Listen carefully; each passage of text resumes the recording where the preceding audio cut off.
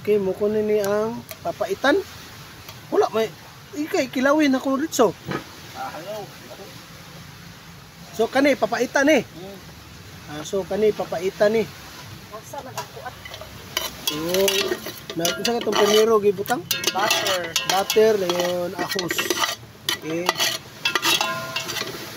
Garlic. Isa na among kaldero kan gitagiti.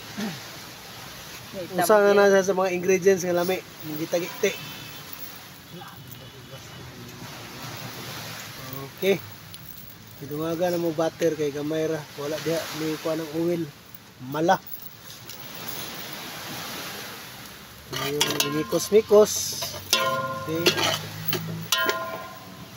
Mikos-mikos aron maluto ang ahos, garlic.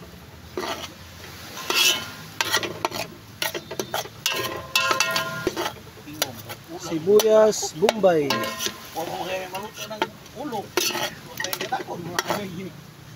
Ay panakot.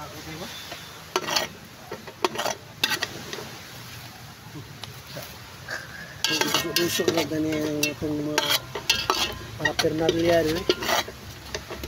So guys, kahoy-kahoy sa mga rin sa mga inyong mga vlogger na kabus. Nauntay mo donate o manunit.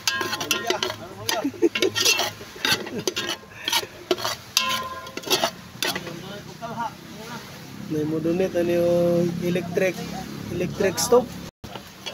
Okay, sunod, luya. Muna siya ipapaitan ko no. Kamot nga nung gingan lang ipapaitan, pait siguro ng ingredients. Siguro po ano yung nagpa-video guys. Nagkay-ukay ang akong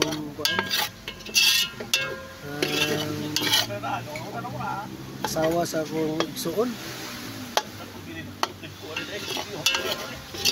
Sister-in-law.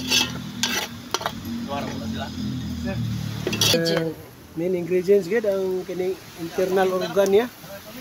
Mga kuan ni mga gipang chop nga mga tinai. Mga lamang loob sa kambing. Muna siya nganlan og papaitan. So ato ni siyang tilawan. Kunya kung pait ba gini o dili. Kay papaitan man. Uban ani utangan pag ini siya og kuan. Uno dayon asin, mga 1 kilo nga asin ibutang kahit sa kayo. Nay powder apili. Bombay. Mikos-mikos. Bombay rin dagan.